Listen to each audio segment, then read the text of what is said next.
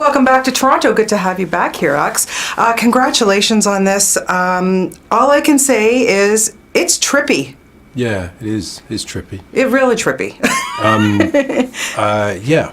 I don't know what your show is and how explicit I can be, but yeah, it's trippy. Yeah. When you read the book, you wrote the book even before he wrote the other two, and you get through this, and you're like, something about it must have really just triggered you. What was it? It was two things. I've been working stories, about a quarter of a century, and I'm well used to the fact that most stories, including stories that I write as sort of generated by myself, are in effect retellings of other stories. And it's a weird thing. It's sort of ritualistic almost, I think. It's like a set of strange reassurances about what scares us or comforts us or whatever it is. Yeah. And this story felt outside that. And that, just as a storyteller, that was immediately very seductive and kind of interesting. It was also the atmosphere. It has the novel has a very powerful atmosphere, and in the end, when I was thinking, what am I adapting here? I thought, what I am adapting is the atmosphere. Yeah, definitely. And it has such strong characters, too. And I mean, aside from the fact that it's 5 women, which, I personally love that, but it doesn't really matter. They're scientists. They go into this environment. And I was wondering, as you were kind of adapting and doing the screenplay, were you thinking of these actresses? Did you have them in mind? No. How did you choose them? A different... The actor I kept thinking about was Viola Davis, actually. But wow. But that often happens. I'm used to that. That when writing a script, you think of something to help you that will probably not work out. It's really just to sort of help you along, I think. Sorry, but so I just want to know how you decided on them, and let's start with Natalie, because especially near the end, I don't want to give anything away, but she has to create some dance moves. Basically, there's some choreography going on there too, and it was just beautiful to watch that whole scene.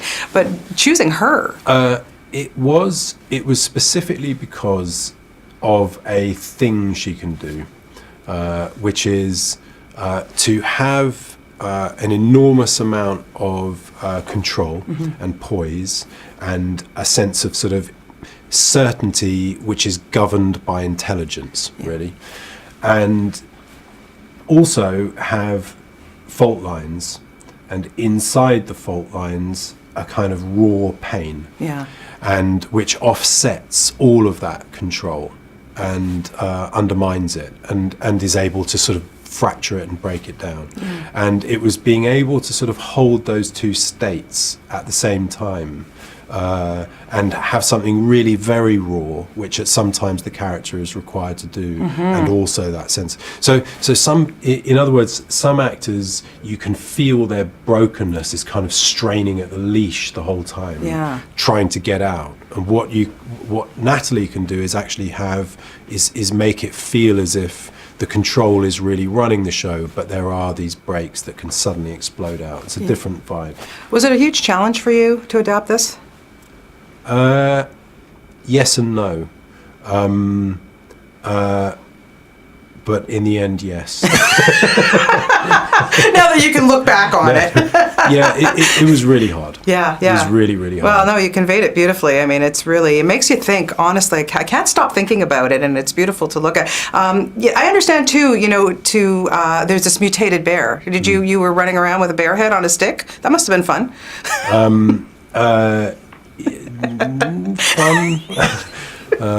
We could, debate whether that's fun or not. I think that it was what it was important to get right. Yeah. That's what it was, and that scene has a lot of embedded risks in it. Yeah. Because we were doing something quite odd, particularly actually to do with sound design. And whether it would work or not was a hell of a dice roll. Well, it worked. It really did work. The whole movie worked, I thought. It's just really, as I say, trippy. I like that. It's very different. I really enjoyed it. Yeah, I used to like taking trips as well. That's awesome. Thank you for coming in. Thank you for speaking about it. And everybody, go see it.